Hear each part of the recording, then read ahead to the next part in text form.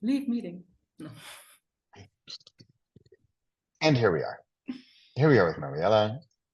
And hi.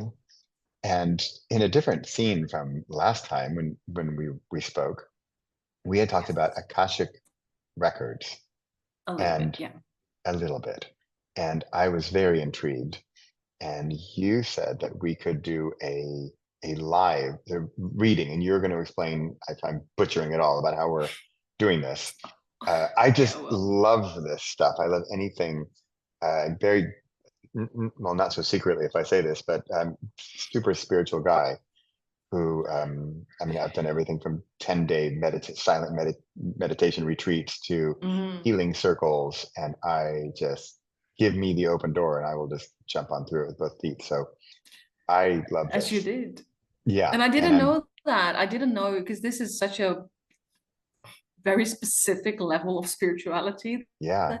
Yeah. Not everyone who does like yoga or meditation is like, yeah, this is for me. And when I mentioned it, you were just like, I just saw you go like, yeah. And I was like, well, okay, I can do this. We can do this. Yeah. No, so there's a friend of mine wrote a book, and she said it starts with open. Oh, I love that. I always think curiosity, but maybe curiosity is being open. Oh, maybe curiosity is going through the open door, but yeah, because fear, when the door is open, when the door opens, like you can also respond with fear. So openness means nothing. Like there's openness, and then there's how do you deal with, like, is it fear, or is it, oh, what is that? Yeah. Thus, it starts with open. Then you can choose. Do you want to go through the door or not, or run away? Open gives you an option. Yeah. And then you decide, do I back away or do I look what it is?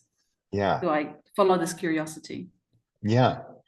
You say how not everybody is into this or even open to this. And I think if you have some pretty heavy events happen in your life, and depending on how you react to them, it may or may not, because that's what happened to me.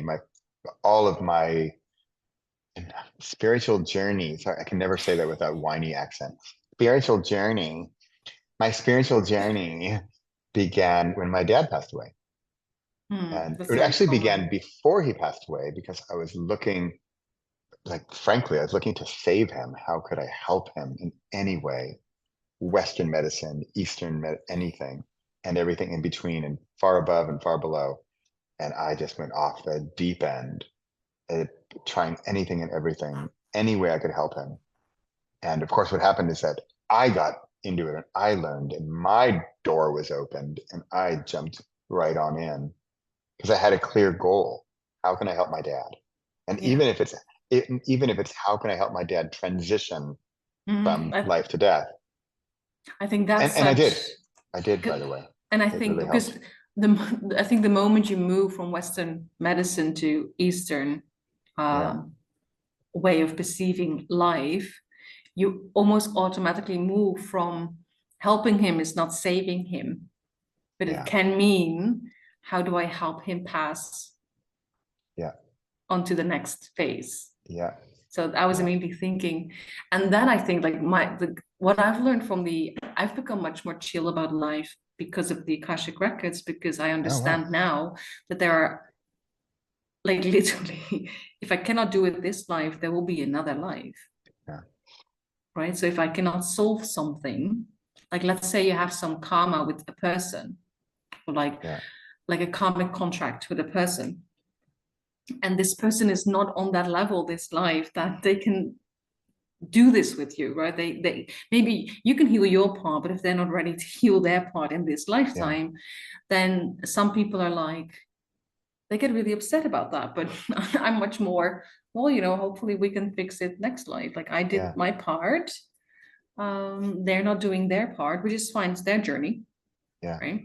So maybe we can do it next life.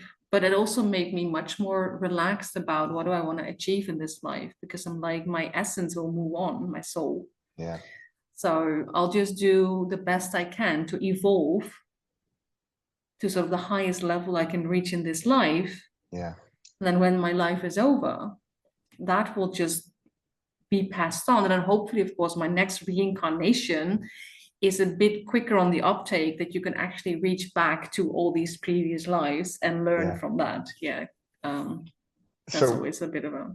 You just said, for example, next life, transition, reincarnation, past lives, go back to the past lives. It's so funny. Before my dad had passed away, or was even in his last years or months, this conversation we wouldn't even be having. I'd be like, what are you talking about? You're weird. Whereas not only now do I not think you're weird, I just think it's not only fascinating, I feel bad for the people who cannot embrace this, or at least be open to it. And I'm not saying you need to fully jump in with both feet, and I always joke about how you need to move to Nepal and wear an orange robe and live in a monastery. You don't need that. How much of it in your life do you want? And I usually find, like, for me, I call meditation medication, right? It's one letter away from medication. And if I don't take my meditation in the morning, I don't have as good of a day. And the more thorough and better my meditation is in the mornings, the better my day is. It's a clear corollary. And I do think that meditation is medication. Yeah. Absolutely. To a certain extent. Like, I'm also not one of those people who are like, oh, you have cancer, well, if you meditate enough, right? I'm not one of those who are like, let's disregard Western medicine entirely, because those people have also been inspired, right? So people who've invented certain things, they have been, right, they got the messages, like penicillin. Who the hell thinks that? I'm like, how do these things get invented? Now I kind of think that these people just, like, they call it downloads. Like, just there's a little something just sort of like put into your brain, and then you're like, aha, let me try this. Where did it come from? We don't know. Right. And so many of those inventions or discoveries came by accidents, right? I'm like, how many people died before they discovered bread, right? Like, what can you eat and what can't you eat, right? But people died. Okay, I'm just like, let me try this. Oh, don't eat that berry because Garrett didn't make it. But it does make me think, like, sometimes, like, is there also a gut feeling that you go through the forest and you're like, no, I'm just gonna not try that. And then maybe somebody else is like, why don't I try this one? And you're like, no, I wouldn't. And then the person dies. You're like, I knew this already. Right. Because we do have, of course, the gut feeling, and the heart is very perceptive about what we should avoid and what not. But so I do think that when you say that, I think that is very much, like, I love that, the medication. But like I said, like, I do not think, I think the combination, I think we can prevent, a lot through having that kind of balanced life and doing, like, energy work and stuff like that. But I also think that sometimes diseases, this sounds really awful. Sometimes diseases, I'm not sure, I don't want to say need to happen, but often people get a purpose after it. Or because of it, or so I'm not entirely sure whether I can, like, the whole everything happens for a reason thing. I don't think that is necessarily true. I think some things just happen, but we are not okay with these things until we have given them a purpose. So we give them a reason in hindsight. I think that is more. So I don't think, this Palestine, I don't think that needs to happen for a reason. But I think we can all learn from it. I mean, I hope we finally do, because it doesn't look like the actual people who with any say are learning the lesson hard enough right now. But those things, I don't want to be like, that we needed that as humanity. It's more like, okay, this is apparently how far we've gone in the bad sense of the word. Like, this is how far we've removed ourselves from, the loving light beings that we are inside. So let's learn from that then. Let's say, okay, if this happened for a reason, what is the reason and what can we learn from this? Yeah. That's kind of how I try to view life. Yeah. Yeah. Yeah. Yeah. But I don't like saying these children needed to die, or your kid brother needed to have that accident, or your mom needed to die when you were young. Like, but what we often see is that because these things happen, like you got this whole door opened because your dad died. It doesn't mean that this is why your dad died. Right. Or that he needed to for me to say. Yeah, so that I find really, I try to be careful saying everything happens for a reason. No, we can give everything a reason afterwards. Yeah. And I do think that these things shift, but I don't think they need to happen. I think that is the thing. It's like I think things just sometimes they're like sometimes we need to meet people, and the universe will make it happen. But there are definitely things that I'm like, no, that is just bad luck. Like this person wasn't listening to this, and this person wasn't listening to their guidance, and then that's when bad things happen. Right? Somebody is not listening to their intuition, so they're not driving at the right speed, and this kid is distracted and accident. So that's kind of how I try to. Okay. Fun. Cool. Completely different topic. Well, slightly related. Related. Yeah. Okay. So where do we start? I have no idea. Where do we start?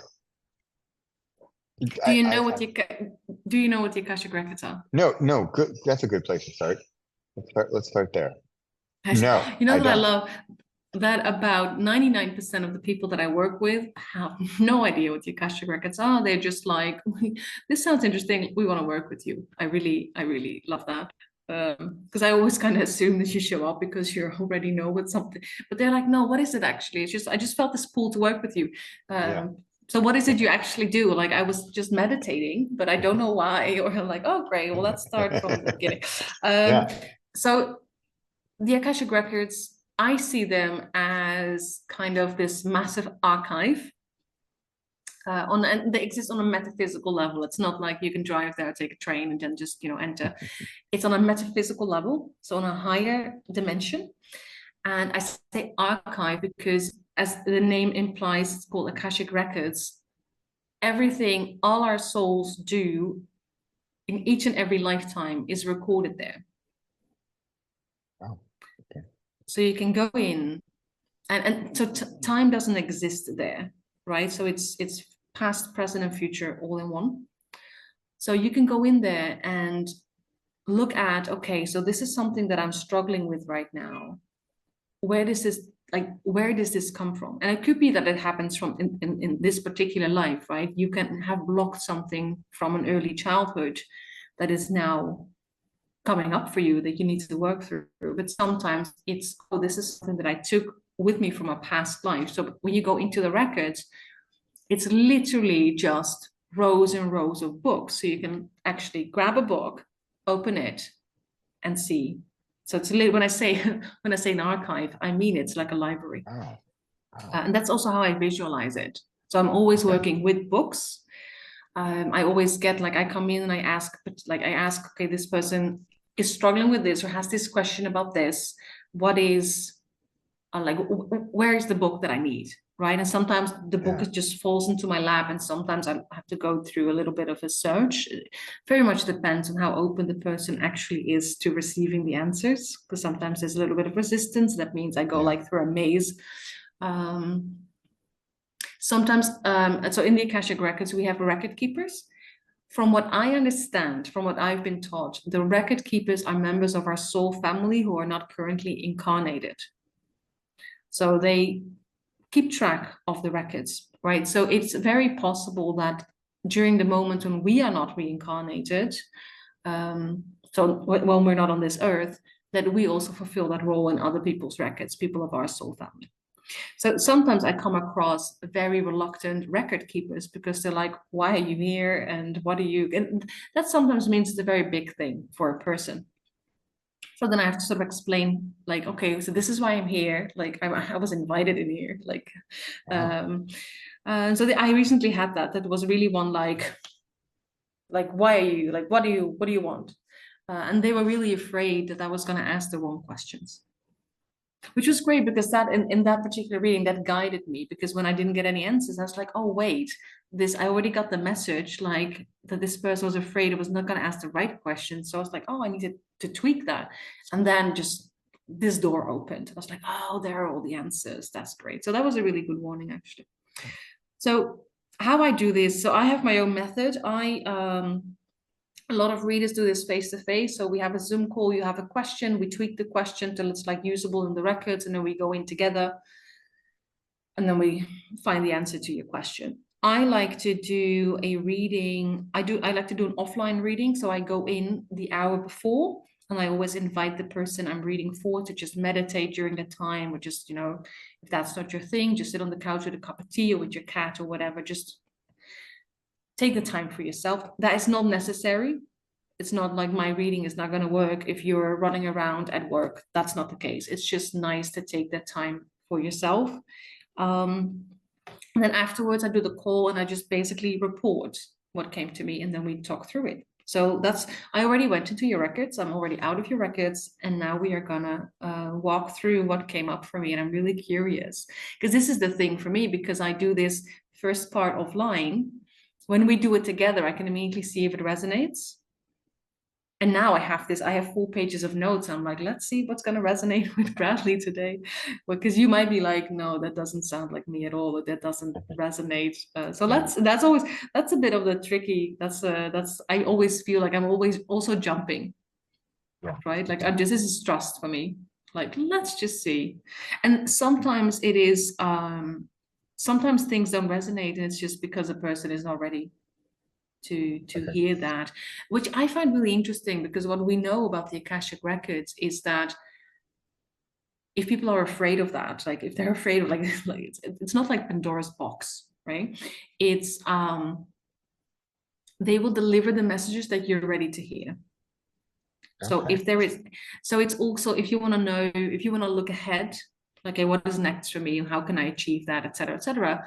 They might not show you everything. They will just show you what you need to know right now, so that you stay on course, right? Yeah. So it's not like, there will be questions that I didn't have that with you in this case, but sometimes somebody has a question and I ask it and I just feel like I run into a wall. And if I keep repeating the question, they will kick me out of the records. Because there are certain things that are very simple. You're not there yet, so you're not getting the answer. And sometimes it's just a case of it's not relevant. So again, you're asking the wrong question. So this is not the route, like pivot, ask something else or something related. And then, oh wait, that's how I needed to ask that. So it really is a conversation. And I'm literally sitting here with my notebook, talking to myself. That's what people will see when they walk past my house. Talking to, like, I literally have a conversation out loud with the records. Yeah. Like I really do that. Yeah. So that's kind of, I had a guest recently, and that was the first time I did a reading while somebody else was in the house, and I did not like that. I did feel limited. So I'm like, oh, I'm not doing that again. If somebody is here, because I have visitors sometimes, the perk of living on a rare island in the middle of the Mediterranean Sea, people actually want to come here and go to the beach and stuff. I will actually kick them out of the house next time, because that was not pleasant for me. Like, it was doable, but I was like, I'm very aware of the person in the house. Okay, so what I always do, so when I go into anyone's records, I always end up in a different place. So everybody has their own personal kind of library for me, and I'm pretty sure that if somebody else does your records, they will see something different. I don't think it's for some reason, this is how I see it. So this is completely irrelevant, but I always like sharing what I saw. And sometimes it is relevant, sometimes it isn't. So let's just start there. What I got when I got into your records, I very much felt like industrial meets a lot of plants. So there was like a lot of high ceilings, lots of steel, but then there was also a lot of plants. And then eventually, as I started sort of walking into this space, I realized the back just disappeared into the forest. So it's like, it didn't feel like the forest was taking over the building, or the building was encroaching upon. It was very much like they were in balance. Like, so that was interesting, because I would assume that, you know, the either nature is taking over, or the building is, you know, encroaching upon the nature. But it was very much like, no, there was very much a sense of peace, that there is this huge build. It was a huge building. And then there's, you know, half of it was sort of like taken over, or maybe it was actually built into the forest. So the forest was being taken into account. It's not an actual building, of course, right? It's all on the metaphysical level. And I didn't really get, like, I was sort of like at the first floor, just like, because sometimes I enter into an office space, and I was like, okay, that didn't happen. I just stood there like, okay, is anyone here? So then if that happens, I just I gave you a form. So I said, okay, this is what I'm here for. These are Bradley's struggles. These are the questions that I have. And that's when I was led to this sort of nook. It really felt like sort of a loft space. That's how it was. It was like an open space, but there were like these nooks made. So there was this nook, and it had like a couch, and it had like a coffee table, and there were a stack of books on there. So I'm like, okay, books, that's my corner. So I started with the question, why does Bradley struggle with focus? Because your question, like the question on the form is, what is currently your biggest or most persistent struggle? And you said focus. So I immediately got the sense that this is an old pattern. So I immediately saw like a sort of timeline of like past lives, right? Like this sort of dun, dun, dun, dun, dun, like this is not something new. This is very much part of your system. Yeah. And then the message I got, well, it's not the same as attending to everything all at once, right? Which some people do. They attend to everything, so they attend to nothing. I really got the message that that's not what's going on. It's not that you're so distracted and you're working on everything that you're not getting, that's not because that happens with some people, of course, right? You attend to everything, which means that nothing is getting your full commitment or the focus that it needs. So I really got the message, that's not what's going on here. Yeah. What is going on is, it's more that there's too much inside of you and it just wants to get out. Yeah. That's what I get. So it's not like you don't know how to, you don't know, it's not like you have struggle like, oh, what is important to attend to? It's more like there's so much important. Yeah. And it just needs to, that's really the sense I got, this sort of like bubbling over. So I asked, is there an origin for this, or has Bradley always been like that? And then I got this live. So we're talking, this is old stuff. I cannot tell you how many 100 years back. Maybe even 1,000, I don't know. So the first thing I got was taste of freedom. That was the first message I got. And what I got was that after multiple reincarnations, so very early on, your first incarnations, there was no space for creativity. Like literally. And that I didn't get why. It could be poverty, or just being in a strict household, or everybody just had their job. And there's just no space for that, because creativity is sort of like, you can only do that when your basic needs are being met. Yeah. Because creativity is the second chakra level, and the first chakra is your right to exist and the fear of survival. So if you're surviving, you cannot rise up to the second chakra. So you do not have that creative impulse, because there's no space for that. So after these multiple reincarnations where there was no space, your soul decided, I have enough of this. So they picked a family that was almost the exact opposite. And it wasn't, I first thought maybe because they were really wealthy, so they could give you everything. That was not it. It was not like they could give you everything. It was more that they allowed you to have that space to sort of tinker away.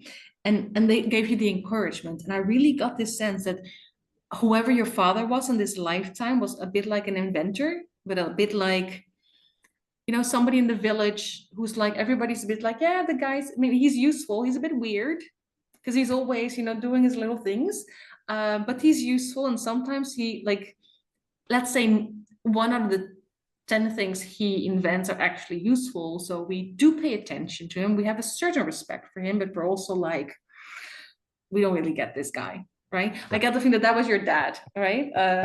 So there was a lot of and there was a lot of time you could spend with him in the workshop, because like he loved that. Just, and he was very focused, so he was just like doing his thing, and you got to see that and do that as well. So then I asked, okay, this sounds like a gift actually, right? Yeah. So, but has this always felt like a gift to Bradley? Yeah. And then I got it. It was a struggle every time you ended up in a situation that was more rigid and structured. And I got this life. I cannot tell you when this was, when you were working as a soldier. I don't think that was a voluntary thing. I think that was more of a, you're of a certain age and you need to. Yeah. And you were like the odd one out, right? All the men had the same sort of, this is what we do when we're not fighting or when we're not training. And you were just always doing like always doing something, creating something, writing something, and not like the obligatory letters to the girlfriend or the mother, but other things. And they were just like, they didn't quite know how to deal with you. So that's when these things were a struggle, when you were forced to be in a more rigid pattern, right? So I asked, okay, why does it feel like a struggle now in this particular lifetime? Because you're not a soldier. You have the freedom to create right now. Yeah. So this is interesting, because I'm like, that is a really very specific answer. I'm wondering how much this resonates. I got that you are much more aware of your mortality this lifetime.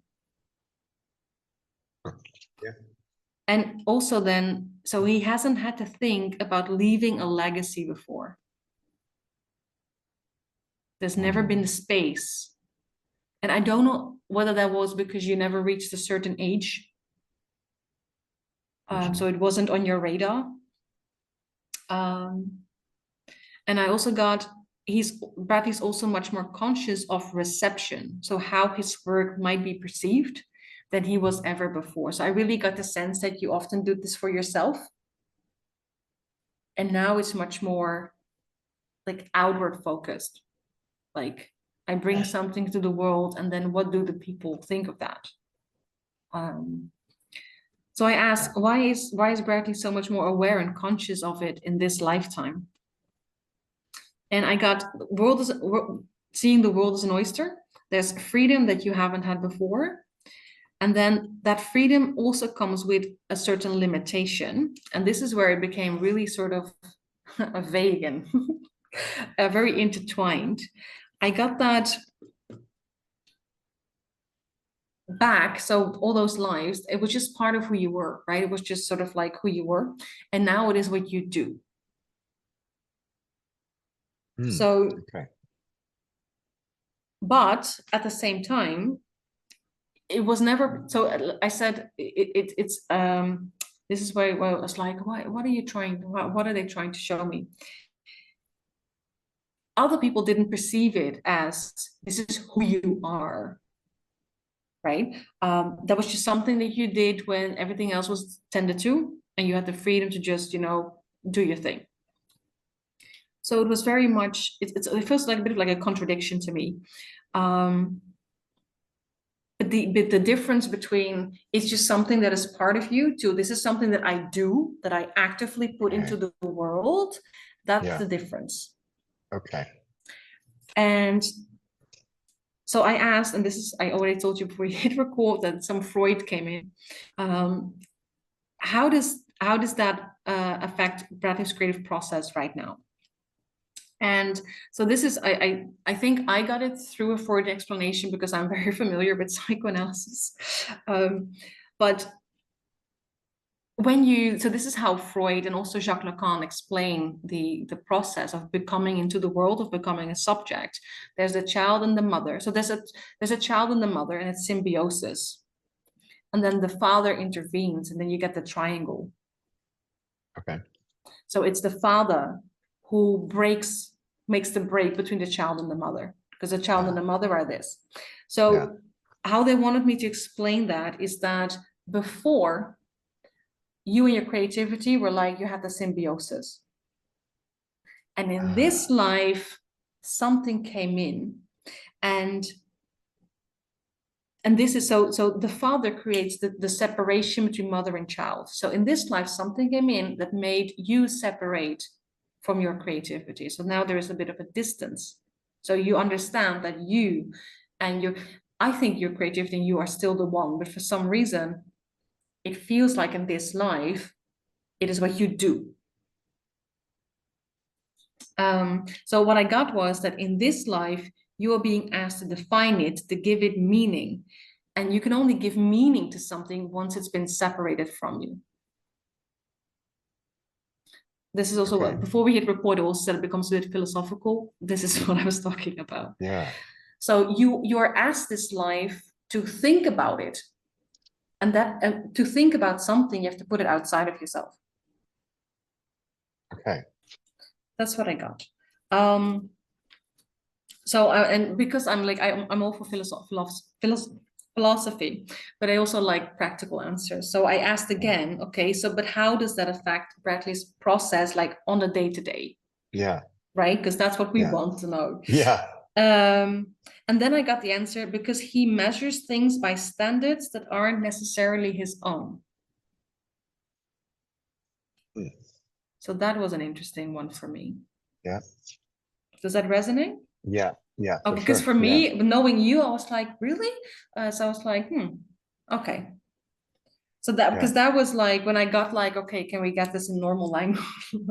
What was the effect of this whole process of the sort of like the symbiosis being broken? So then, because you mentioned perfecting, and that was a really interesting thing. That's why I love the form, because I can pick things from that. Just from people are just typing. I was like, oh, I just sort of like home in on certain things. I'm like, this is interesting. So I asked, okay, what is it about perfecting certain things that doesn't speak to Bradley? Because that's what you said. You said, what did you say? You said, oh, you love, like you want to create new things instead of perfecting one thing. Yeah. That's what you said. Yeah. So I was like, okay, so what is it that doesn't speak to you necessarily? And I got that you haven't embraced that as part of the creative process. The perfecting part. I haven't embraced that part as part of the creative process. Yes. And I see this a lot with because I'm an editor as well. I see that a lot, like there's people who love the editing process and there's people who just love the first draft process, right? And most people who love the white page and just typing new words, they feel very unproductive when they're in the editing phase. And it's because they haven't yet embraced that, like writing a book, it is part of that process. So that's the same. I kind of got like, oh, that's kind of the similar answer here. And then I asked, okay, so why hasn't he? Like, why hasn't he embraced that? And then I got, because, and this is where my handwriting fails me. Okay, I got it. Okay, so you created because you were creative, right? It was never, before this life, it was never something that you wanted to put into the world with intent. So you haven't embraced it yet because you are still getting used to taking it seriously. Yeah. That's what I got. So I asked, okay, so, but now that's what he's doing. Now he's trying to bring something into the world with intent. And I got, yes. And that means professionalizing it. That means taking that next step. Yeah. Right. Yeah. So I got, okay, so is that the thing? Is the professionalizing, which is of course very much connected to the perfecting. Yeah. Yeah. Sure. Is that what Bradley is resisting? Yes, that's what I got. So I'm like, okay, so why? Why does he resist that? And then, so this now I'm really curious what your answer is going to be. I got, because he hasn't figured out, like at the very deepest core of him, why he does what he does. He's never had to define it before. It was always something he got away with. Yeah. Yeah. So that's a very deep point. Does that resonate? Absolutely.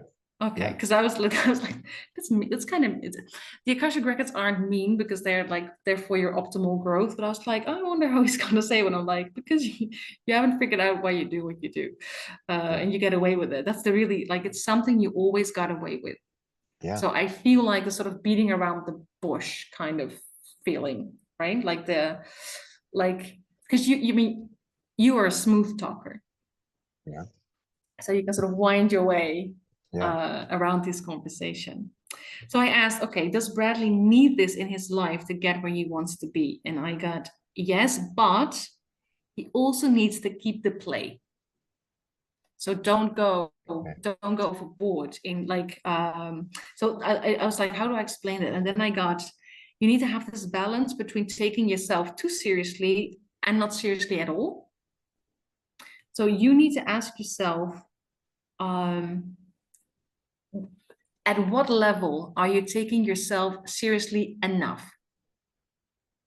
So where is that balance for you between taking yourself way too seriously and not taking yourself seriously at all? Like do you need to find that middle ground? Like where are you? Yeah.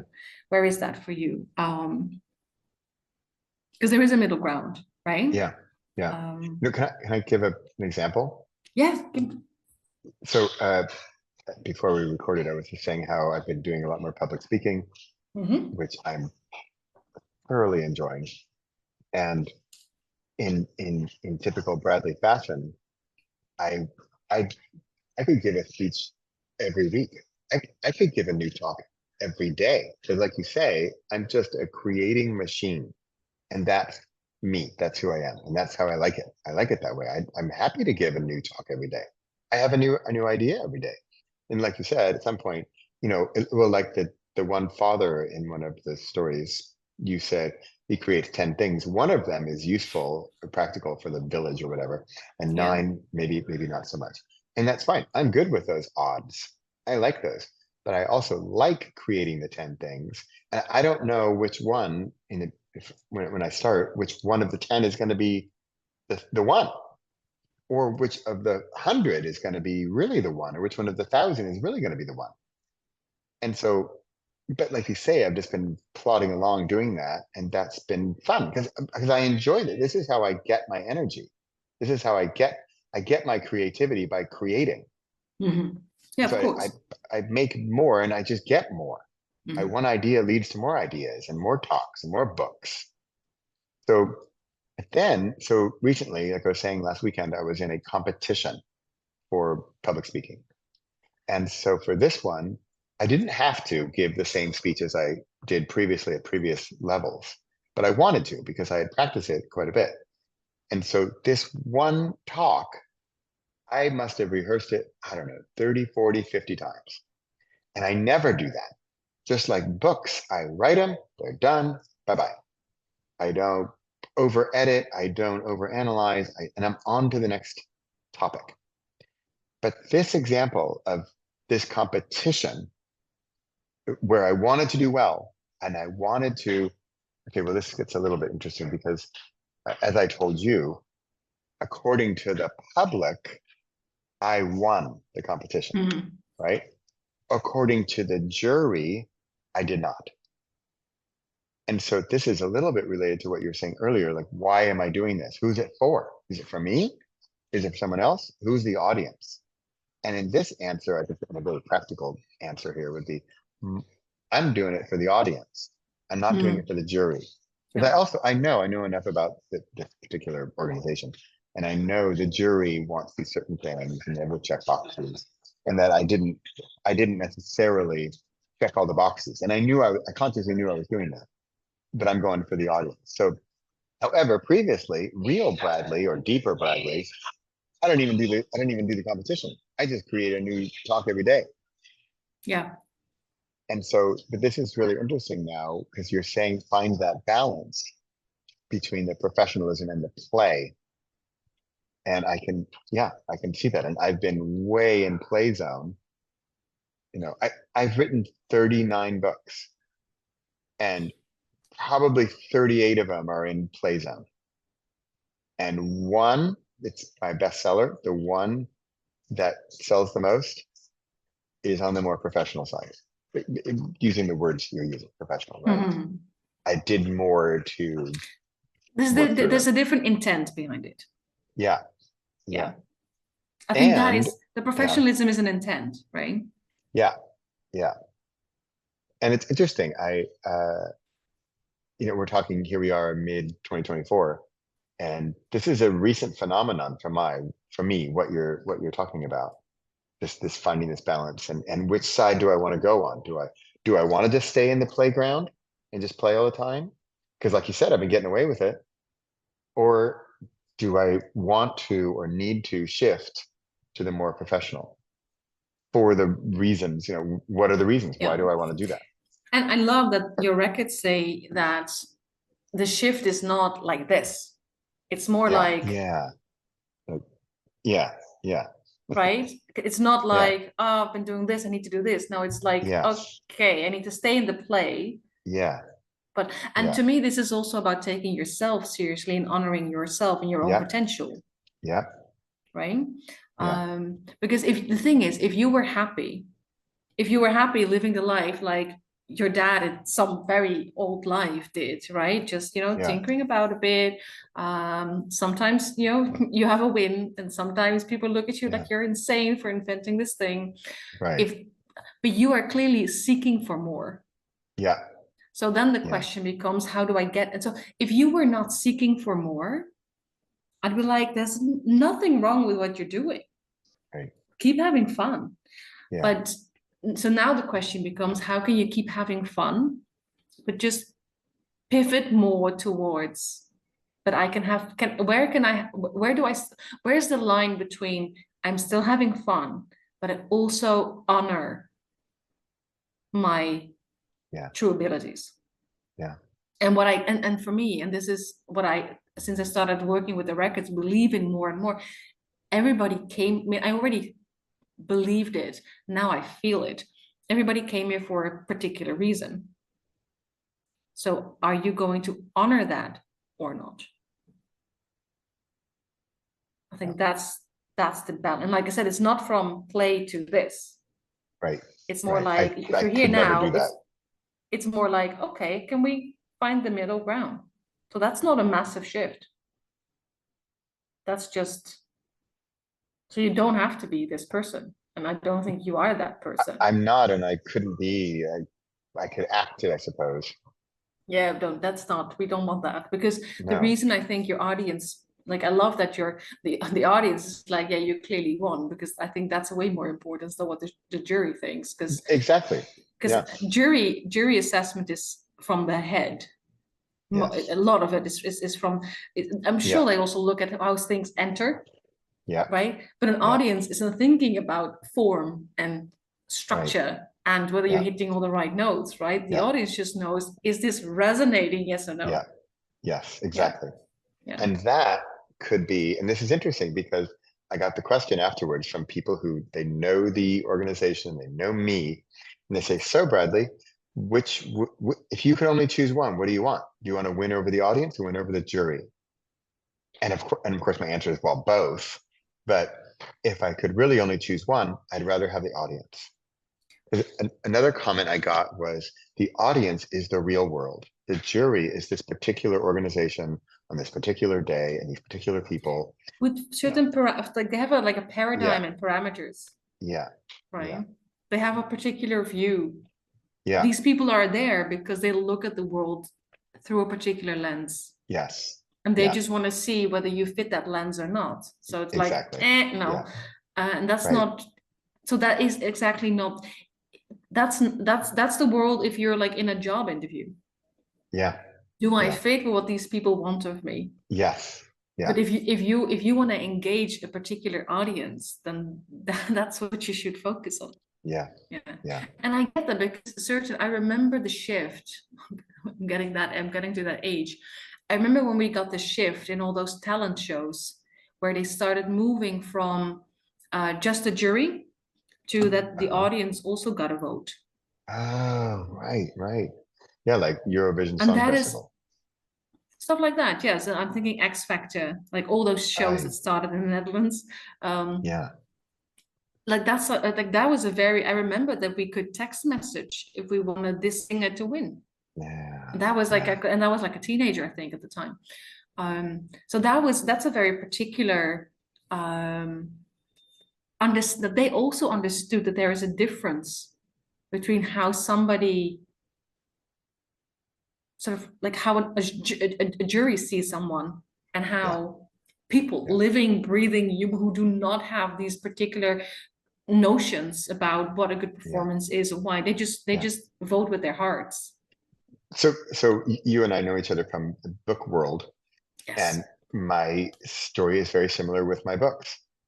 I will get 9 out of 10, or it's like a typical bell curve, right? I'll get the people who don't get me at all. Then I get the people who kind of get it. Then there's like the bulk of the people are like, okay, I think it's probably good, but I'm not sure I understood it. Then I get, oh, that was really good. And then I get the, oh my God, you are the greatest thing since sliced bread, and I love you, and you're the greatest thing ever. I think we talked about this during the last Yeah, time, because you yeah, said there was somebody like it was, I think it was about your audiobooks. So somebody's yeah, yeah, like yes, like I can never listen to this guy ever again. Like, oh my God. right, And then there is also this person that I don't care what else he's going to publish, yeah, as long as he, like, I will listen to him like until my right, no, I don't think she said until my dying day, but just to get the right, right, gist, right. right? So it's like, but Yeah, you can cry over that, or you can go, oh look, audience, not audience. Perfect. yeah, yeah. Yeah. And We so with the actually, profession, okay, let's keep going. Let's yeah, keep going. because we get to this. Okay. We get to this actually. So that's interesting. Because yeah, we can talk forever about this. Yeah. So my next, so the previous question was like, do you need that sort of level, that sort of like finding the balance to get where you want to be? And then so my question after that was, how can Bradley start accepting this part of the process, that this is actually a part of the process? Because like for someone like me, that is so obvious, but for a lot of other people, they're just like, why do I have to do that too? It's the same with the marketing. It is part of the process. Yeah. So how do we embrace it instead of like sort of fighting it? And then I got that you need to really, really, truly ponder your why. Why do you want to create the things you want to create on the deepest of levels? So again, I got the sense that you got away with this answer for a bit. Yeah. So deep down, like very deep, like when you think you found it, dig deeper. Like, what is it that you're here to say? What is the message? What are you trying to do here? Yeah. And then I asked, because I wanted to go, because you said what I always ask in my form, like, is there anything you've tried to overcome this like obstacle or to work on this struggle? And you said, well, I moved from working on 49 things to 5 things. So Yeah. like that's so just to be sure, I asked, does Bradley work on so many projects at the same time? Because he's inspired all the time, or does he do that so he doesn't have to ask, doesn't have to think about these deeper questions why he's doing things? Just because I like to throw out the meaningful, like Yeah. let's get really honest here. And then I got, no, he really is a creative machine. So your Akashic Records acknowledge that you are really a creative machine. They just said Bradley just needs to learn to recognize when it is time to shift gears. And this is where balance comes back. So perfecting something is a completely different gear than sheer creation. Yeah. Right? Sheer creation is put them in 5 and just go. And Yeah. maybe Yeah. perfecting is like 1 or 2. I'm sure you drive stick now, you're in the Netherlands, so you Yeah. know what I'm Yeah. talking about. It's not like, what do I have here? I don't have stick here in Cyprus because it's very hilly. So it's like, what do you have? Drive, reverse. Right. Neutral. That's it. Neutral, that's it. Yeah. Yeah. So it's again the balance. So it's not the constant moving forward. You need to balance Yeah. that. Like sometimes you Yeah. just need to, Yeah. Pull over shift to the side of gears. the road. Sometimes that too, like sometimes you just need to park and be Yeah. like, okay, what now? Like, what am I Yeah. doing? Yeah. Yeah. But also I think it's important that why they said it's a whole other gear, perfecting is not parking. Right. Okay. Yeah. Yeah. That's why it's a gear shift. It's not Yeah. halting the motion. And I think that, and I'm Yeah. now thinking about all those clients I have that are like, I hate it when I'm not writing new words. It doesn't feel productive. You're still moving towards something. Yeah. You're still You in know, motion. the gear thing is interesting because a good friend of mine who knows me pretty well, and she also, it's very sweet of her, but she says, Bradley, I know you have these brilliant ideas, and you do. Some of them are awesome. It's like, I just wish you would slow down sometimes so I could catch up with the ideas, because I would like to understand the ideas on a deeper level. But you're just so in fifth gear that I can't keep up. And she wasn't saying like, oh, I'm whatever, something, or I'm more something than her, I'm smarter or faster or whatever. No, she's just with that idea, because it's my idea and I'm in fifth gear in my car, and I'm in fifth gear and I know exactly what it is and what I'm doing and why it's important, and I know the whole deal. And it's kind of like, I lost the visual now, but it'd be like, here, jump into this car in fifth gear on the highway, friend. Yes. Like, wait. Can we just pull over and stop, please, so I can switch drivers? You know, No, I'm you're like, just no, like, just, you're just driving past them 100 kilometers an hour, 120 maybe, depending on which yeah, highway you have in the Netherlands. And yeah, then 130, I think, even it's on some of these days. And then it's like, come on, hop on board. yeah. Come Yeah. on in. And she's You're just like, saying, my door is open. yeah, door, what's your problem? Door's open. And they're just like, Yeah. okay. And So yeah. yeah, go ahead, like finish that. No. That's perfect. That's perfect. The door's open. Come on in. Why aren't you getting in my car? Yes. I think this is a beautiful metaphor for your audience, is that part of your professionalization and also your reach is that you have to take into account that your audience needs time to hop on board. Yes. I think that is a beautiful, I love that you bring that up because it fits in so well. And no matter how brilliant your ideas are, Yeah. people cannot hop on board Yeah. if you don't sometimes say, you know what, here's the station. Yeah. I'll just breathe for a second here. Everybody can hop on board, and then we Yeah. slowly. So I see a Yeah. train now, like one of those older ones, Yeah. like, and then come on the journey, but you have time to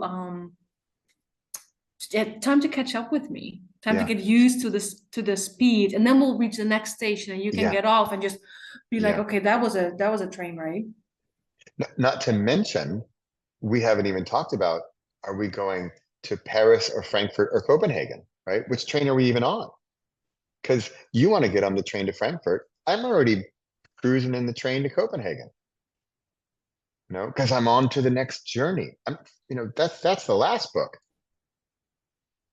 That you're already on the last journey. Your No, audience no, just no. sort of, That's the yeah, second most yeah, recent book is to Frankfurt. I'm already on the next book, which is the train to yeah. Copenhagen. So, and this is of course, and so then, now I'm visual, and I didn't even ask about this. So now I'm just wondering to what extent your audience is a bit lost too, Oh, totally, because they totally cannot lost. track you. No, exactly, they're totally lost, and except for the crazy oddball weirdos like me, who are like happily jump into a car at 100 kilometers an hour and say like, let's go, right? But they're so few and far between. That's why I have certain fans, whatever, readers, who are like, I totally get it. This is amazing. Let's go to Copenhagen, fifth gear all the way. Let's go, right? What I But see there's so now, few of them, right? That 99 of them aren't, the train's left the station. they're just like, so what I see now is that you're on the highway, fifth gear, and then so your super fans, Yeah. they're on the top of another car, and they're just speeding by, so they can slide through your window, basically. Yeah. Yeah. I That's think kind of so. what I'm seeing, right? Right. And then Right. so you're in fifth gear, but you're going way too fast, right? You're going way Yeah. past the speed limit. Right. So the rest of your audience is sort of like, Right. that sounds kind of interest. Oh, it's gone already. Yeah. Yep. Yeah. That pretty much Yeah. sums it up. Yeah. Yeah. I love that we got this visual. Okay. Yeah. So that's something to work on, maybe. Yeah. Maybe something to think through. Okay. Yeah.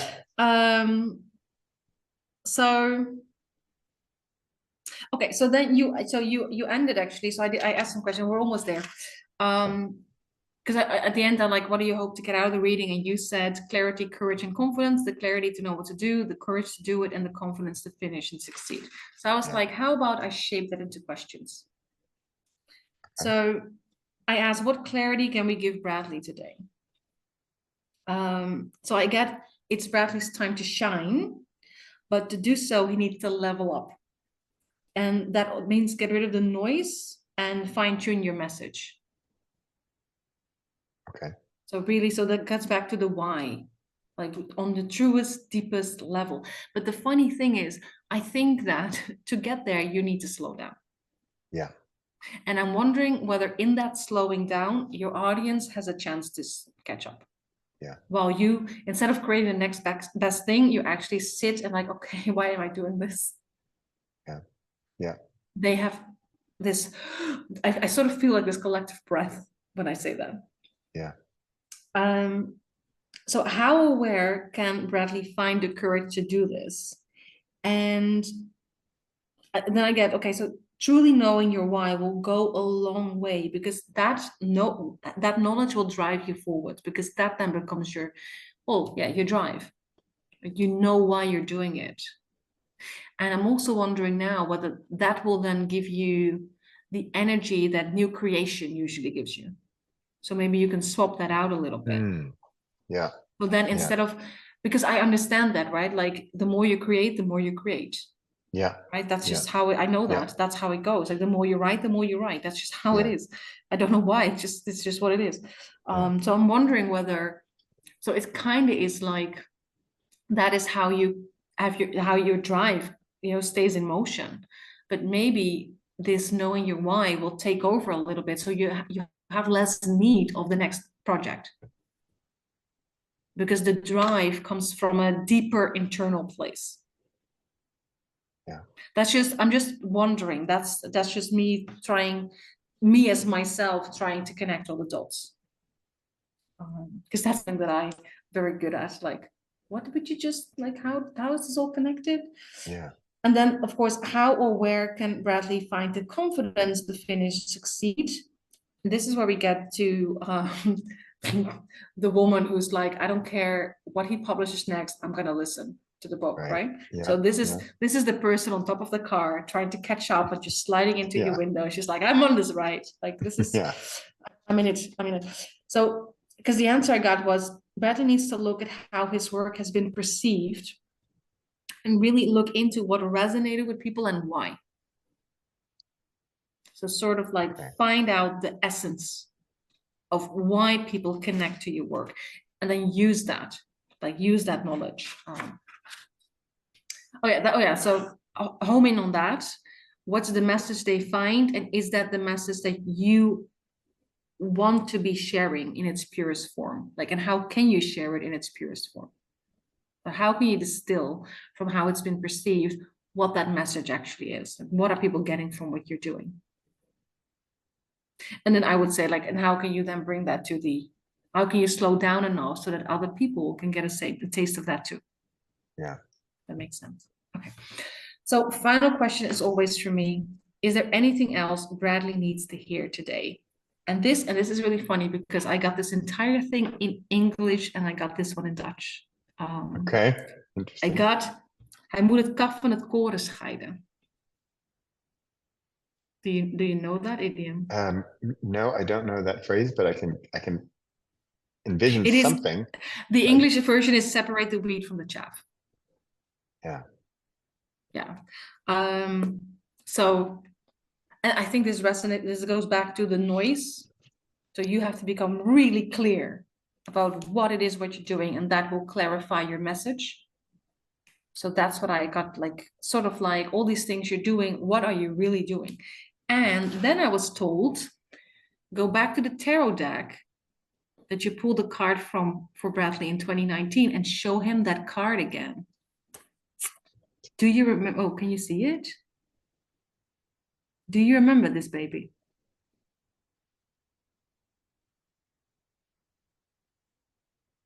What does it say at the top? It's a second of wands. So it's a 2 at the top. Do you remember this? This is the card I drew for you in 2019. In the Edinburgh Castle. Yeah, in the cafeteria, actually. I think we were having lunch or something. Not the castle, yeah. Yeah. And then the message was all about direction. And that you, like, there is a, oh, I love my new background, but this is not very conducive. That you have a tendency, like there are a little bit of offshoots on the branches, and that's your tendency to follow those. And so back in 2019, we already had the conclusion that you need, so the keywords of this particular card is determination and, I'm really trying my best here, is determination and direction. Wow. So before I left, they were like, show him the card again that you, and I don't usually remember this stuff. Yeah. I don't know why after 5 years, I remember that this is the card I drew for you. Amazing. But do you remember it? Do you remember? I don't remember. I remember being there with you and doing this, but I don't remember that card, no. Although it's, you know, what's interesting, somebody just shared with me, and actually this is so relevant, just shared with me well, she couldn't find it, but she described it, and she said that it's a graphic that it's some known thing that she just was reminded of, and there were two stick figures, and they're both standing next to stick ladders, and one ladder, the rungs of the ladder, like the places you hold on to, were so far apart that the stick figure couldn't even reach the first rung of the ladder. So that stick figure was at the bottom of the ladder. The other stick figure at the other ladder, the rungs were close enough together where they could climb up. And this is, I mean, back to going too fast, right? So that ladder, they're both tall, they both reach up to the top, but you can't even use, that ladder is not functional because you can't get from one step to the next. Whereas the other one, the steps are close enough to each other that you can keep, one step at a time to get to the final destination. And you can keep your momentum as well. Yeah, keep your momentum. And so one word I've been using recently is tiny wins, little successes, right? Tiny wins. Yeah. And maybe this is back to, we're back to the train, and it's, sure, we're going to Copenhagen, but we should stop 5 times to pick up other passengers or whatever. It's not a non-stop, direct 130-kilometer-an-hour train. But the way you're going right now, it is. It is. Oh, I don't stop anywhere. And why aren't you on board with me? Why didn't you just hop on board like when we left Utrecht? Yeah. Or wherever the hell the train to Copenhagen. Maybe it sounds. Yeah. So you need to become the train that actually has stops and then says, hey, anybody else want to hop on board? Yeah. I have a cool thing for you. I have a cool story for you to tell. Yeah. Or it's super cliche, but it's the journey, not the destination. You know why things are cliche? Because they're true. Thank you. Yeah. Yeah. So similarly, I actually don't even care about Copenhagen. I just like the train ride. It's the journey. I just want to be on the train. I just want to climb up the ladder. I don't even care where the ladder leads to. And that's, that's a little bit not a little bit, that's a lot my why.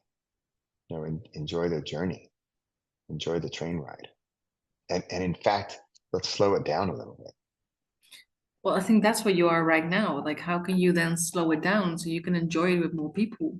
Yeah. Yeah, because I'm on that fast train, but I'm all alone. It's when I grew up, I had one of these cards. It's actually, this is a sort of a childhood trauma for me, I think. I think it's one of the, I think my mom gave it to me, and the card actually had like this mountain top, right, like snow, and then there was a guy on it, and the card said it's very lonely at the top. And I'm wondering whether my mom gave it to me back then because she already knew that I was going places that she had no intention for me to go, because that just mean I was separating myself, like moving places and stuff like that. Yeah. And some people don't like that. Yeah. But it is true at the same time that, you know, it can be very lonely at the top. And I think back about that father person, right, in that life, is that there was a certain level of respect in the village. But except for you, he was all alone in his workshop, and people really didn't get him. Yeah. Because he was so in that, right? And that is fine if that's who you want to be. Yeah. But I think you're too much of an extrovert. Yeah. Yeah. To be that I want the person. train to be full. You do this thing to connect. Yeah. That's what I get just from knowing you, not from this reading, but just from knowing you. Like, and we know from meeting in Edinburgh that conference was nice, but it was the retreat, the time to meet people, to have conversation, that was gold. So it's like going to, and this is also why we at one point had a discussion that Edinburgh was like perfect, and then you went to Las Vegas afterwards, and you're like, it's completely different because it's just about the conference. There's very little time to and opportunities to actually talk to people. Like, because of how it was set up, we had the time to sit down somewhere and drew some tarot cards. Yeah. Because of the way it was set up. Right. So for you, I think where you are in the journey is like, okay, this has been great fun. I've wrote 39 books. Now I need to slow down so that my audience can, you know, get with me in this. Yeah.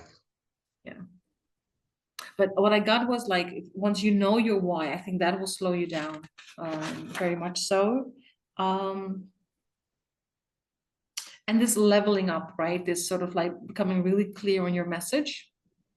But also, I think keeping the sort of the gear shifting in mind as well, and the empty train. Yeah. Like, maybe you need to move from the train to Copenhagen, which is like one of those, what's it called in the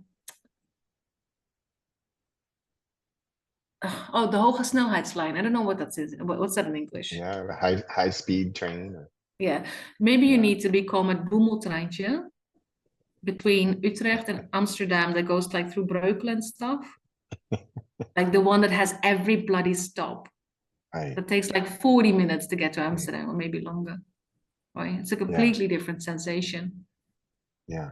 Yeah. We call it I don't know how you would call it in English. We call it a boemeltrein. I have no idea where that word comes from. That's how in my family we call that. Yeah. Well, it's funny what they call it here, the sprinter, but here in Netherlands. Yeah. Oh, so that's what it's called nowadays, of course. Yeah. So the sprinter, because it just.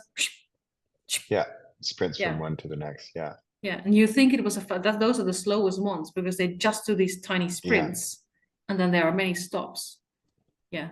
Also, that's the official word for it now. Yeah, I think my family is called different. This is with your idea, Utrecht to Amsterdam, small train.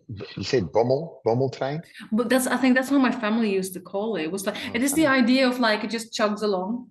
Yeah. Instead of one of those fancier like 2 levels. Right. You know, it's one of those that, you know, might not have toilets. So I definitely think that we now call it a sprinter. We now have a name for it. Yeah. Yeah. And I like that you said Utrecht to Amsterdam. It's not Amsterdam to whatever, Berlin. Right? This is a little bit then related to Tiny Win. Tiny Win is Utrecht to Amsterdam. It's a short distance, and we're going to get it done. And getting people on board. Like, I don't even know where it passed. Like, I only know Breukelen. That's like, I think it's the first stop. I don't know what, because I never took that. I think I took it once by mistake. And I was like, oh God, because I wanted to go to Amsterdam, and that's usually quite fast. And I was like, oh God, now I'm stuck in this one. So maybe, You know, the tiny win, you say my why, and I think tiny win is at least part of it, because I want, I whine and moan about this. I spent like 8 years or 9 or something. And I say like dreaming and whining and moaning and thinking and talking and chatting and wondering and wishing and hoping to write my first book. And I never then you did. did NaNoWriMo. Yeah, Right. I don't actually know what happened when well, I do know what happened when I started. I was like threatened / invited by a friend to get my damn book done, right? So it took an external party to invite me to do it, to finish something. So I wasn't finished. Well, I wasn't even doing it at all. I wasn't writing at all. I was just dreaming about it. And that's also one of my things. I don't want I don't want to talk about the train from Amsterdam to Hong Kong. That's a massive, huge journey. I like your Utrecht to Amsterdam. Let's get the Utrecht to Amsterdam done and finished and awesome. And also, slow. and that doesn't mean you cannot take a similar train to, like, it doesn't mean you can go to Berlin. Yeah. Nobody said Yeah. you can, you don't, nobody says you have to stop there. Yeah. But Yeah. you could take imagine being on a similar train to Berlin. So instead of being in Berlin in a couple of hours, what if you actually stop, not just at the big ones? Yeah. Yeah. But actually envision being on a train like that from Amsterdam to Hong Kong. Yeah. And then tiny wins. that is so much slower than I need to get here. Yeah. And the thing is that I actually think you can get to Hong Kong with it. I think it's much easier actually to get there by slowing down. Yeah. Than trying to cut off corners or well, and wait for people to board the train too. Yeah, and but bring I think them that along. and I think that is a key for you now. Yeah. And how do you do that? Like the why, the focusing on that, and the slowing down. Yeah. So that when you enter the station and you halt and you open the doors, you can tell people. When people are like, okay, why do I need to hop on board? You're like, well, so you can tell them elevator pitch. This is why you want to get on board. Oh, okay. And then they come on board and then you take them along. But you don't go so fast that then they just sort of like G-force level are sort of like trying to stay upright in the train. You just actually chug along so they can, have your book and read it as the train goes along. And then there's somebody who walks by with some beverages and some snacks and I'm really taking the train metaphor to a whole new level. Because this is another thing, right? Like if they hop on board and then you go so fast that they feel like they're like, whoa, they get nauseous, and you don't want that either. Yeah. So you want to make the journey pleasant, and not pleasant as in that you have to be complacent in your creativity. Right. If you do crazy things, do crazy things, but sometimes slowing down a little bit, or at least preparing them for the crazy thing a little bit. Yeah. I think that might help. Yeah. So that's what I have for you today. Wow. How was that? Because you've never done this before. No, I never have. I have to say that I'm super visual, and the train and the fifth gear and the highway and all that, it really helps. And then your visuals of the woman in the next car, she's not even in the next car, she's on top of the next car trying to get into my car. Yeah, that's like she's chasing you down. Yeah. She wants to come along. But also, these are the people who like the thrill. Yeah. And I think so. What I envision now, like, so the friend you recently talked to, this would be the person who jumps in front of the car and is like, "Could you stop, please?" Yeah. So I think so recently you've got somebody who was trying to pull the emergency brake. Yeah. Like, hello, like we're here and we're trying, but you need to give us something. And it's also because she's a friend, right? A reader is not going to take the time, an unknown reader, right? We don't know each other. not going to take the time to say, hey, Bradley, if you slowed down, you know, I'd buy more of your We books. no, because they're like, oh, okay, this is going way too fast for me, and then Yeah, although they'll read something else. yeah, yeah, yeah. But can you imagine how many people would feel like your friend? Yeah, and who don't say anything or don't dare say anything or don't want to say anything or Because whatever. would you read No, a book and be like, I didn't get this, and then write to the author like, right, I think I love what you're doing, but could you do it differently? I cannot explain right. how, Yeah, but there is something that I'm just like, could you just do something different? I yeah, cannot imagine if I'm reading something and for some reason the author or whatever they're writing doesn't resonate, I just leave the station and find something else. yeah, Right? This is how you lose yeah, your potential audience. yeah. And you've shown by like the speaking that if they are in a space, you have them. Yes. Yeah, yeah, So how do you do that with the books? How do you yeah. get them?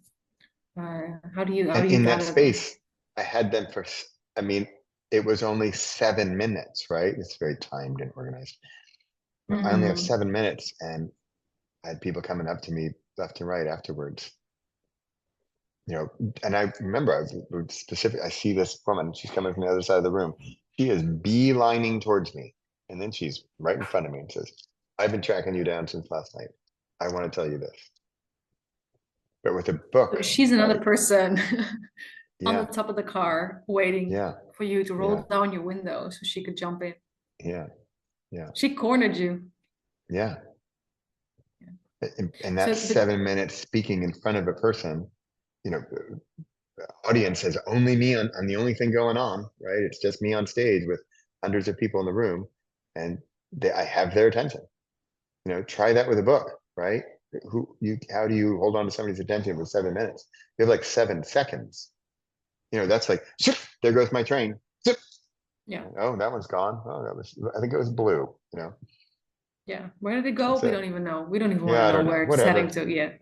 Yeah, and then, Yeah, oh, look, here comes another train that's going to stop in this station. It's going slow. And oh, look, it's pretty and there's red frillies on it. I'll take that one. yeah. And it also doesn't go so fast that I lose Yeah, my lunch while I'm on yeah, it right. Yeah, yeah, because it's such a roller coaster, right? So yeah, do you because I'm so this is the thing, like this was a very metaphorical conversation. yeah, Do you think that will land in I gave you a few semi-practical things to work on, yeah, yeah. but do you think this will land Yes, to the extent that you're like, okay, now I know the way forward for me yes. in practical terms?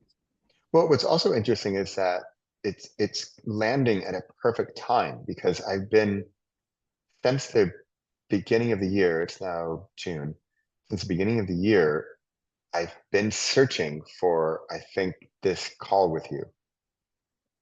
And I love that when these things just come at the exact, and I love also that it's not just new, it's affirming a lot of the things people yes, are already telling you, that yeah, signs are already there. yeah, And then I think this works better yeah, because I'm not giving you this as a completely out of the blue, like yeah, it's more yeah. like it tells you, yes, the signs you thought were signs are signs. Yeah.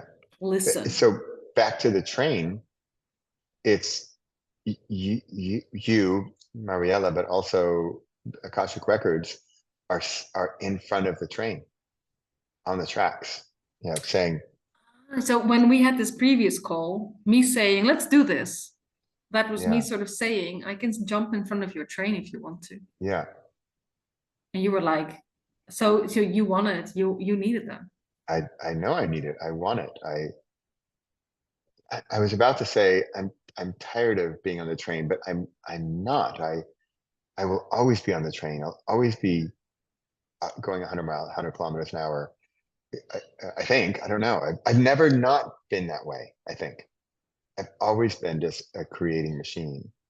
So But it's this going is, to take some doing to but slow you down the also, train. yeah, so this is the thing, like, but how can you slow down the train without not being like, it's the same with like You'll find the balance between the play and the like taking yourself seriously enough. Right?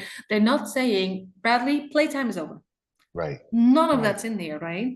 Right. It even warned you, like pivot, but do not forget about the play. Yeah. So it's very much like do not become a different person. Yeah. Right. Right. Right. Just slow down who you already are. Yeah. And really figure out. And I do think that figuring out the why and like the connection, knowing that and knowing why you're here for people, I think that will make it much easier to slow down, because when you are really clear, this is why I'm here, this is what I want to tell these people, this is why I want these people on board, you have the drive to create a space for them to hop on board. Yeah. But I really love that this doesn't just sort of, it's really I love the calls, especially when it's like, oh, this person's already on it. And this call just is like, yes, I just wanted to know that. So this is like, I'm not crazy. These things that are happening everywhere, I am on this path, and this is where I need to get. Yeah. Like affirmation or confirmation. Yeah. So did it give you the clarity to know what to do? Yes. In a word, yes. And the courage to do it? That's yeah. I think it's weird, and it's funny because I think I'm full of courage person. I'm like scared of nothing, I'll do anything. But this is different. This is slowing down the high-speed train. And it's not to the point of, do I want to win over the jury instead of the audience? And I realize you're not saying that, and I don't have to sort of choose. No. But it's and you're also not saying, Bradley, park the train and take the bus. Right? Train's done. No. We're saying, no, the train's always going to keep going.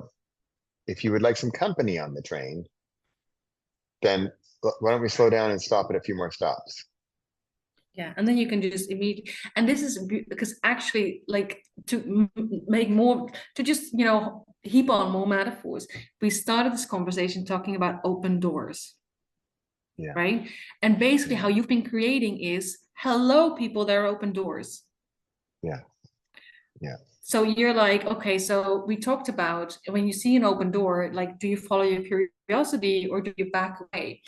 But if the open door swooshes by, you could only back away, right? If a really fast train goes past, there's a reason there's a line on the platform where you have to stay behind, because if they go by so fast, you want to do that.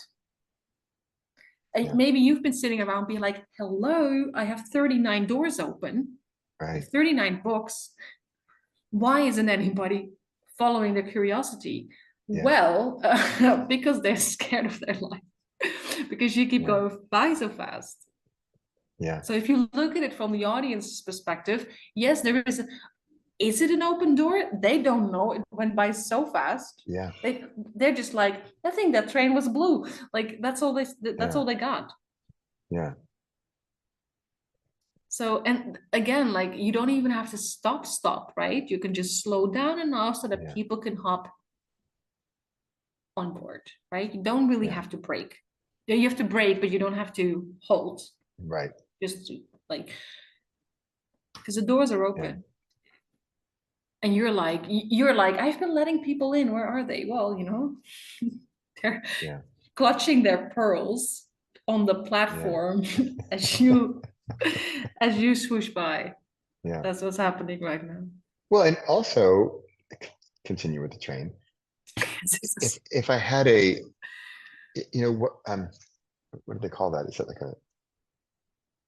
a routeplanner or something? Like I have, this is the train from Utrecht to Amsterdam. We're going to stop in Breukelen and Vaartserijn and Leidserijn and whatever. Here's the train from A to B, and here's where it's going to stop. Right? Because otherwise, if they're on the platform and they need to know coming, they need to know where they're going. Yeah, where are we going? And what are the stops on the way? So are you feeling that this is not what you're doing? No, But you're off. no. Because I know we're trying to end this call, but we're not there yet. Let me remind you of the conversation we had when I drew this card.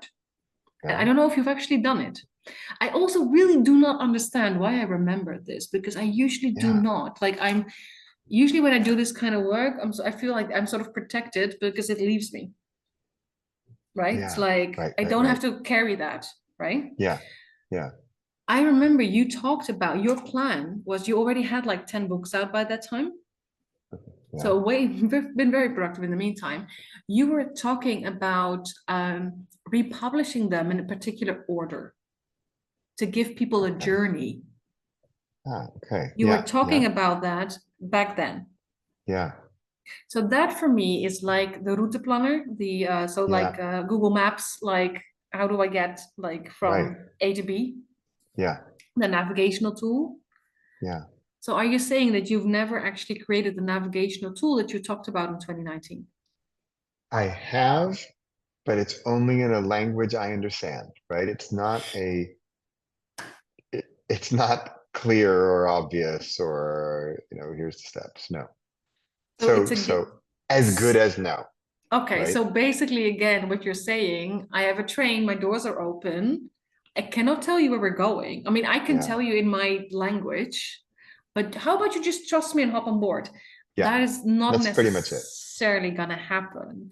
Because what people really like to know, are you going from Utrecht to Amsterdam, and do you only stop at, what is it, Amsterdam Zuid? Belmer, I don't know where it stops, the faster one. Or are you gonna do the whole Breukelen, Vaartse, I don't know. Like I said, I really don't know my topography here.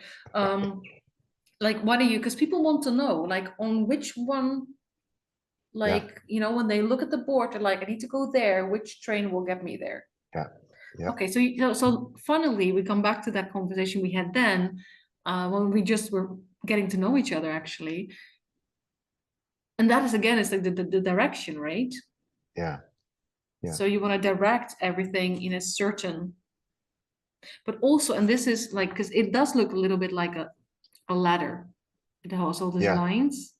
So you also want to create steps for these people. Yeah. Step one, step two. Okay, so you kind of created it, but not in a language that people will, not in a language that is marketing wise. No. Open to a broader public. No. Also something to think about. Yeah. And not that difficult, right?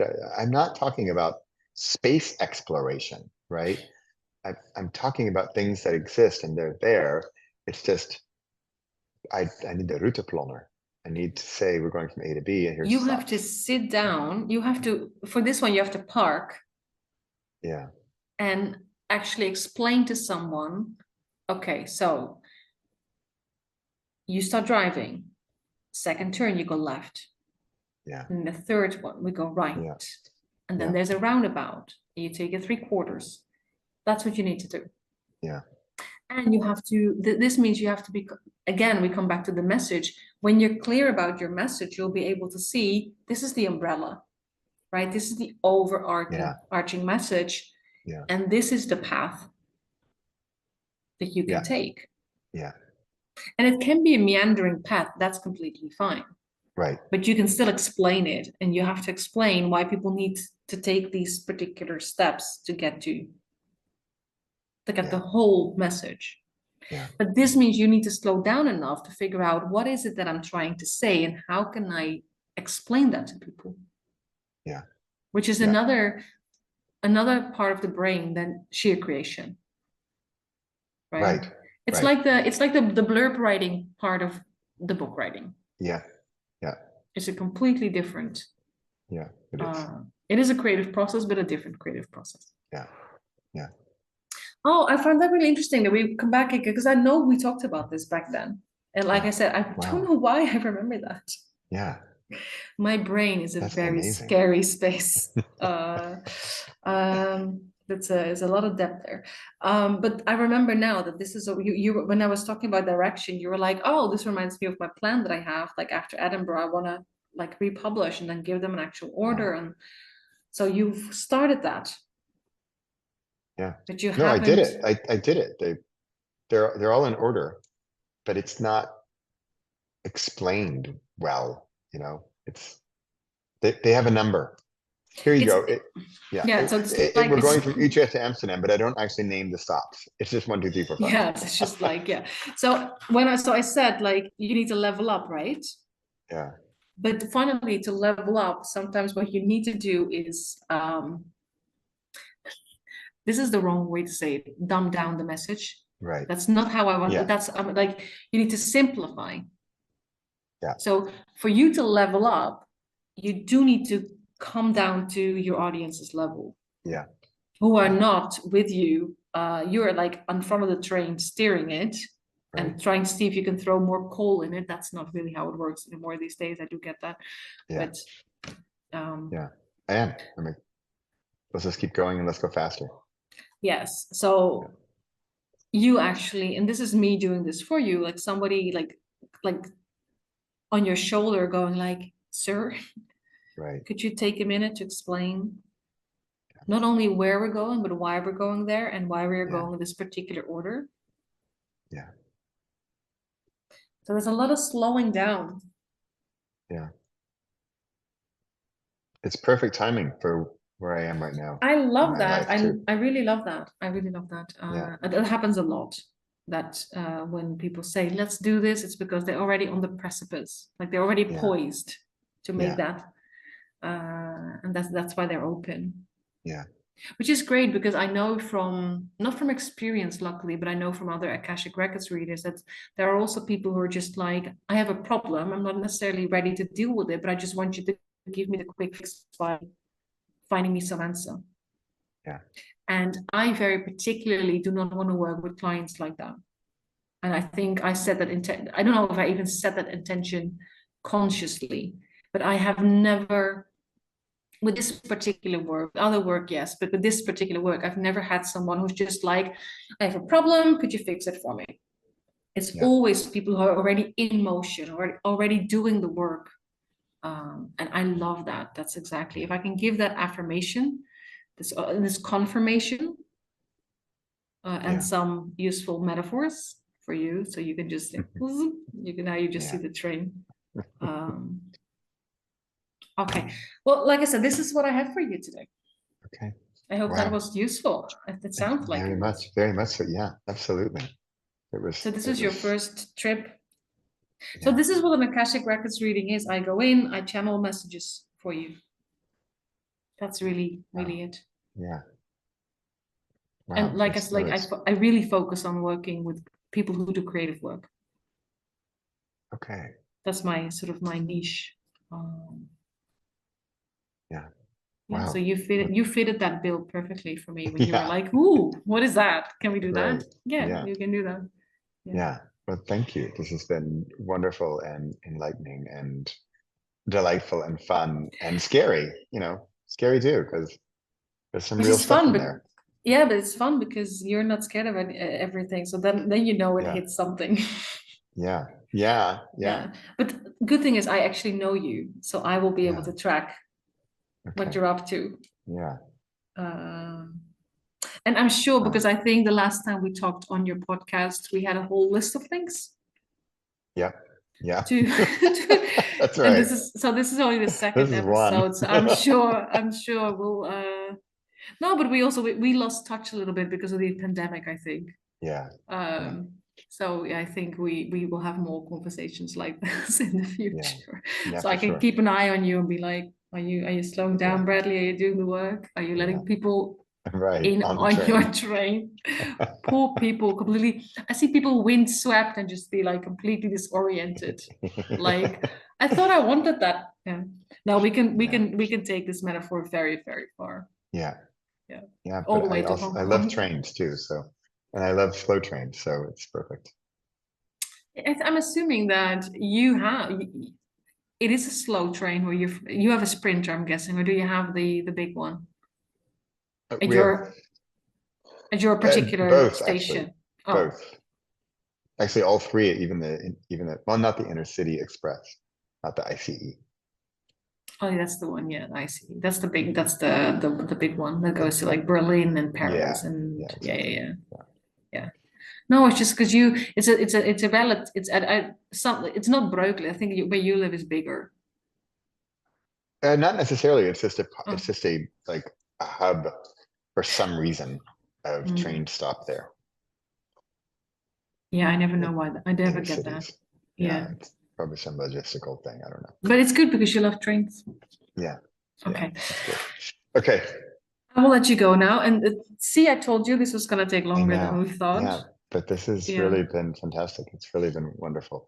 And thank you so much. keep in touch. I'm really curious what you're gonna do with this and how it's gonna land. And like I said, we'll talk again.